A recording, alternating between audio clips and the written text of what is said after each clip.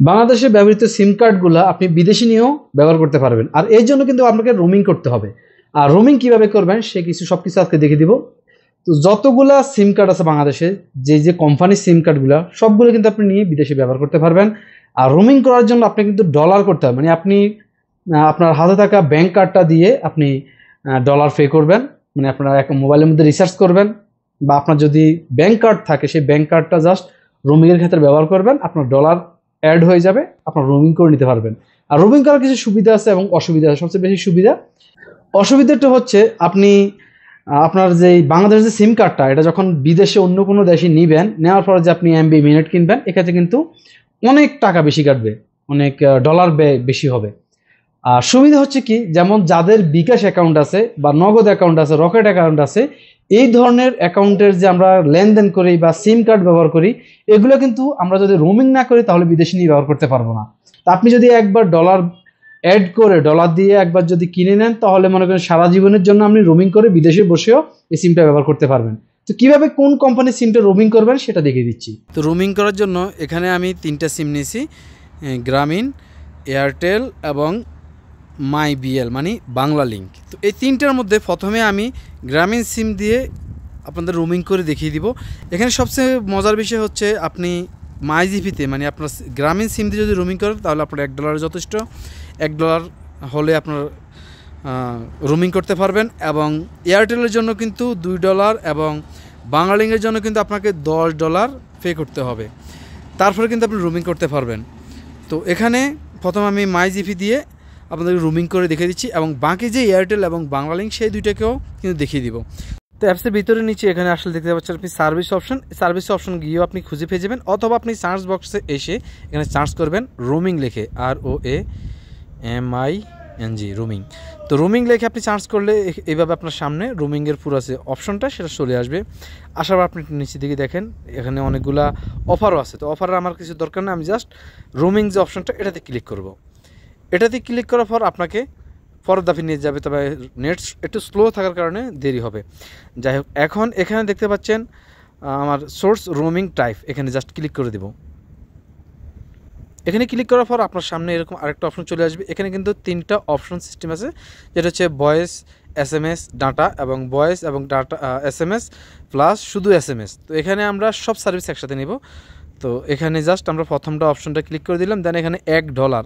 এখান থেকে ডলার চাইলে আরও বাড়াতে পারবেন, কিন্তু আর কমাতে পারবেন না। তো যাই হোক, এখানে দেখেন অপশনে ক্লিক করলে আমাদের সর্বোচ্চ $1 এখানে আমরা দিলাম, এর বেশি আমরা দিব না। জাস্ট এখন আমরা কন্টিনিউ ক্লিক করে দিলাম। কন্টিনিউতে ক্লিক করার পর একটু লোডিং হতে সময় নেবে, দেন আপনাকে এরকম পরের দাফে নিয়ে আসবে যেখানে আমরা কার্ড দিয়ে পে করতে হবে। তো এখানে দেখেন এখানে ভিসা কার্ড, মাস্টার কার্ড বা যে কোনো ধরনের কার্ড আপনি এখানে ব্যবহার করে আপনি রিচার্জ করতে পারেন। তবে কার্ড যে কোনো দেশের কার্ড হলেই হবে।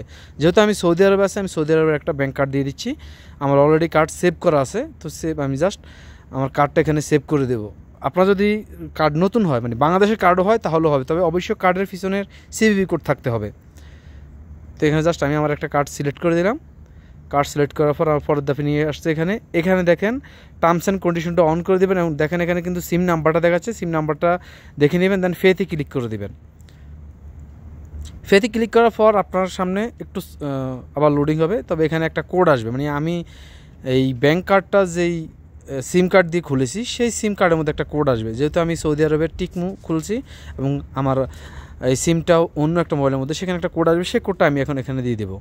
দেখেন এখানে সব কিন্তু আরবি আসছে, যেহেতু আমি সৌদি আরবে। আপনার যে বিশ্বে যে কোনো দেশের কার্ড অ্যাক্টিভ থাকলে হবে, অনলাইন পারমিশন অন করে নেবেন আগে থেকেই। দেন আমি কোডটা দিয়ে দিলাম, এবার জাস্ট ওকে করে দিলাম। ওকে করার পর প্লিজ ওয়েট, একটু অপেক্ষা করবেন। দেন আপনার সামনে এরকম আসবে, দেন সাকসেস লেখা উঠবে। দেখেন রিকোয়েস্ট সাবমিট সাকসেসফুল, দেন আরেকটা দাফে আমাদেরকে নিয়ে যাবে। দেখেন একটু অপেক্ষা করবেন, আমাদের এরকম সামনে চলে আসছে $1 সমান 122 টাকা 50 পয়সা। এটা হচ্ছে আমার যে সিম, সেই সিমের মধ্যে মেসেজ অলরেডি চলে আসছে, $1 আমার কেটে নিয়ে গেছে। এখন আমাদের এখান থেকে কাজ সাকসেসফুল। আমরা জাস্ট হোম পেজে চলে যাব। আর এখানে যেই MB মিনিট অফারগুলো দেখতে পাচ্ছেন এগুলো নেবেন না, এগুলোর রেট বেশি হয়। যাই হোক, এবার আমরা এখানে চলে আসলাম হোম পেজ থেকে আবার আমরা সার্ভিসে যাব, চেক করব যে আমাদের এটা সাকসেস হয়েছে কিনা।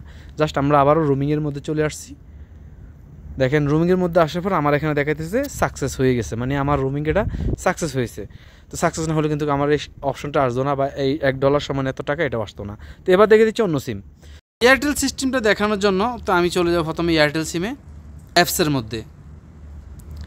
অ্যাপসে আসলে আপনি এরকম দেখতে পারবেন। আপনি যদি একটু নিচের দিকে যান তাহলে কিন্তু আপনার রোমিং অপশনটা এখানে থেকে আপনি খোঁজ করে নিতে পারবেন। দেখেন সার্ভিসে আসলে আপনি এখানে দেখেন বিমানখানা আছে, এখানে রোমিংটা পেয়ে যাবেন। আর যদি আপনি শর্টকাটে এটা খুঁজে না পান তাহলে উপরে এখানে চার্জ বক্স দেখতে পাচ্ছেন, চার্জ বক্সে আপনি চার্জ করবেন। সার্চ করার পর আপনি এখানে লিখবেন রোমিং, ROA, দেখেন রোমিং লেখার পর এখানে রোমিং চলে আসছে, ইন্টারন্যাশনাল রোমিং।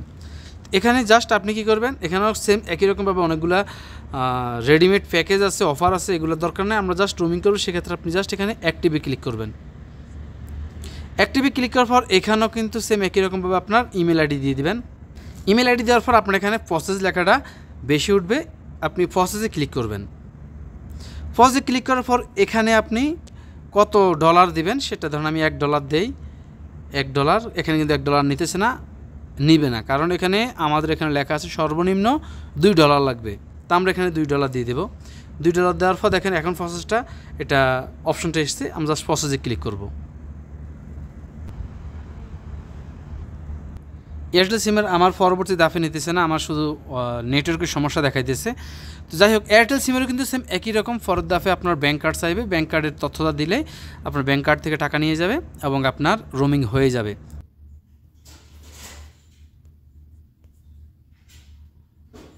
অ্যাপসে আসার পর আপনি যদি সার্ভিসটি খুঁজে না পান তাহলে শর্টকাটে সরাসরি যেটা করবেন, আপনি দেখতে পাচ্ছেন এখানে এই যে সার্চ অপশনটা, এখানে সার্চে ক্লিক করবেন। ক্লিক করার পর আপনি এখানে রোমিং লিখে সার্চ করবেন। সার্চ করলে আপনার সামনে এরকম একটা অপশন চলে আসবে। এটা আসার পর আপনি জাস্ট এখানে অ্যাক্টিভে ক্লিক করবেন। তো এখানে কিন্তু আপনি যখন এখানে আসবেন, আসার পরে দেখেন এখানে অনেকগুলো সার্ভিস আছে। এই সার্ভিসগুলো আপনি নেবেন না, কারণ এগুলা নেন যদি আপনি, তাহলে কিন্তু আপনি অনেক ব্যয় বেশি। তো যাই হোক, আমরা জাস্ট সিমটাকে রোমিং করবো, সেজন্য কিন্তু জাস্ট আপনি অ্যাক্টিভ করে নেবেন। অ্যাক্টিভে ক্লিক করবেন।